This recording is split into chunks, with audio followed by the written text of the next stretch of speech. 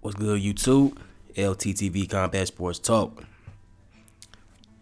And before I start with this video, I just want to say thank you to any and everybody that has hit the subscribe button in my absence. I've been a little inactive as far as uploading things of that nature. But for those that have watched the content, hit the like button, and hit that sub button, it's very much appreciated. And I really am surprised that I still even was getting subscribers, even though I was inactive and not really being consistent like that. But like I said, for those that have hit the sub button, it's appreciated, man. And I'm gonna just take it one video at a time. I can't promise I'm gonna be consistent or I'm gonna upload X amount of videos. I can't promise that.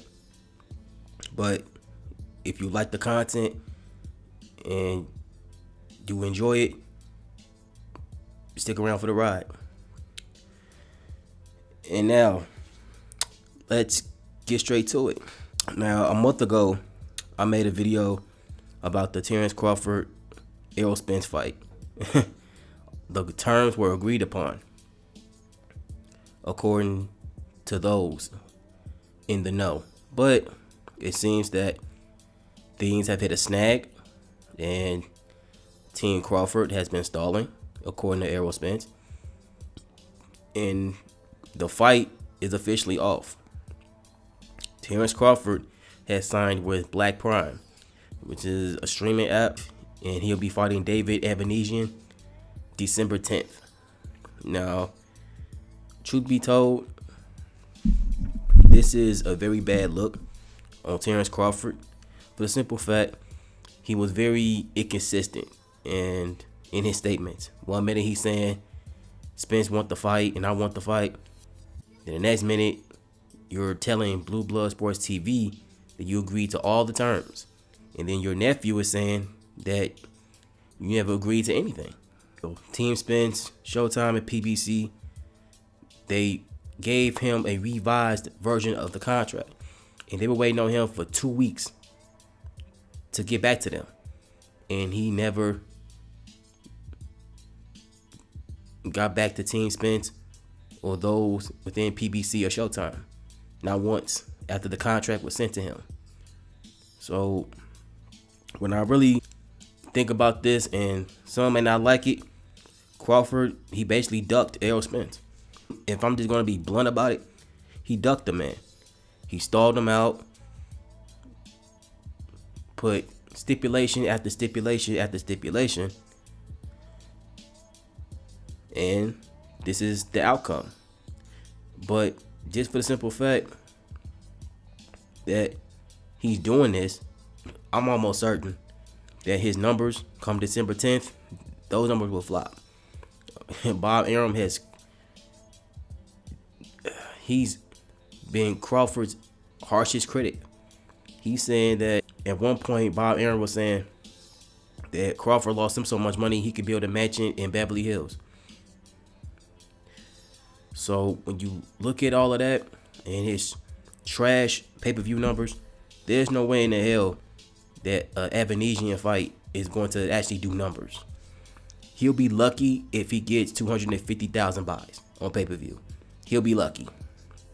But if the Spence fight is still on the table, 2023, there's no guarantees of that, because Spence has been on record saying that it's getting harder for him to make 147. And to be honest, he's been at 147 for the past decade.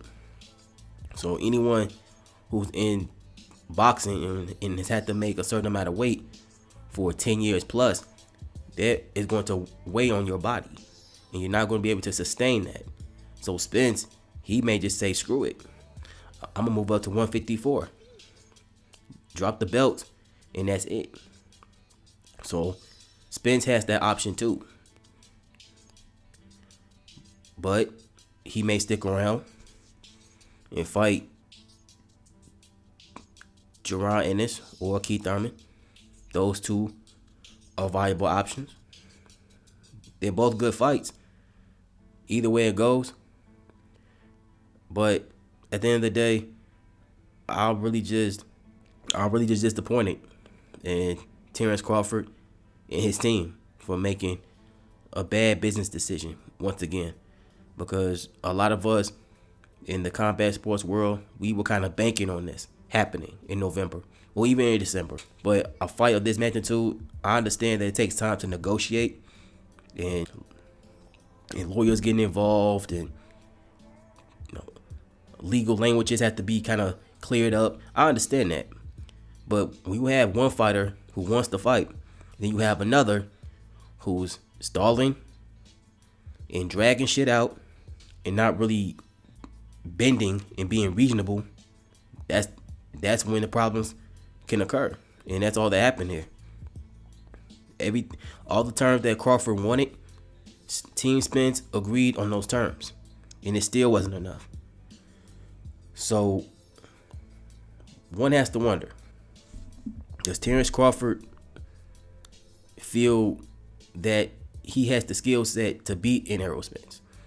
Because not being all of my emotions, but when you just look at skill for skill, Spence has the upper hand in that fight, regardless of it happens. It's 2023 or ever. Everybody knows that Crawford can switch hit, orthodox southpaw, but we also know that Spence is a southpaw also. But he has a very technical and fundamental style, and he can break you down throughout the course of a fight. And if he sees parts that he can exploit, he's going to exploit it to the best of his ability. And whether he'll stop you or not, that's kind of up to him. And I think that's something that Crawford deep down had a fear of. If not Crawford, then definitely those within his team, because they know that Errol Spence is hungry, he's determined, and he wants that fight bad. And all the personal insults and the verbal jab from Crawford's family members and Bo Mack and all that stuff just adds more fuel to the fire. So you have to ask, would Errol Spence just dog Crawford out for 12 rounds?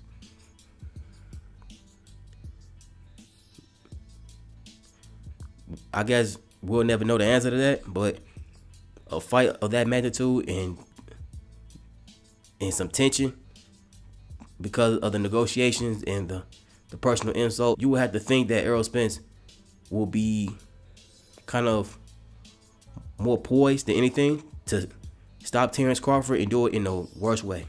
I'm hopeful that this fight does happen next year, but if it don't happen next year, we can't blame Errol Spence. People want to blame him because he's the bigger draw in the A side. So they will say that Spence ducked and all this other shit. And truth be told, Crawford is the one that's ducked. And it's given 1,001 reasons and or excuses why this fight is not happening. Even though Team Spence were waiting on him for months. So he dragged this out just to fight an unnamed guy that we, the general public in the U.S., we've never heard of. Me personally, man, I don't know what the hell Crawford is thinking here. But if he thinks that fighting a David Avanesian gives him any sort of leverage in the negotiations, he is sadly mistaken.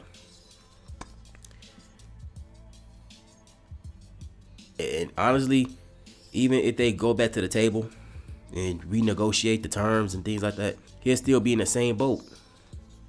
You'll still be taking less money. A 60-40, 55-45, which is a very reasonable split. And it's the closest to 50-50 that Crawford's going to get. But you have someone of Crawford's caliber, very stubborn, kind of delusional, in my honest opinion. Thinks that he's greater than he actually is. And honestly, something that's very tiresome. Because, yeah, he's a great fighter. We all know that. But at some point in time, man, you got to just put your pride and ego to the side. and do what's best for your career. And a David Evanesian is not what's best for your career. Honestly, I get why he's doing it, because you not going to want to go against a volume puncher like an Errol Spence out the gate. You're going to want to tune up, and that's all this is. A tune up, then he may come to his senses and says, I want to fight Errol Spence now. But here's where Crawford kind of fucked up at. Who's to say Errol Spence will even be interested in a fight against you in 2023? He may actually drop the belts and go up. That is something that Team Crawford has to consider in the back of their mind while they're on a bullshit app that's honestly going to flop like hell. So even in that sense, the ball is not in Terrence Crawford's court anymore. It's in Errol Spence's. He controls if the fight happens or not, because Crawford and his team did themselves a disservice by pulling out of the negotiations prematurely and not seeing it through. And when you do something like that, it's kind of hard to mend those relationships. But like I said, I'm hopeful, and I'm praying that the fight does happen next year, because boxing as a whole, we need this fight to happen for sure. All the talk, all the naysay, all that stuff can get put to bed if that fight becomes official next year. But if it don't, a lot of us will always ask what could have been or what if. But those is my thoughts on this whole situation. Let me know how you guys feel in the comment sections down below. And that's going to conclude this video. If you liked it, enjoyed it, hit that like, that sub button, hit that bell, and click also. You don't miss any of my videos, and you will see all of my notifications. LTtvCombatSportsTalk, I'm out. Peace.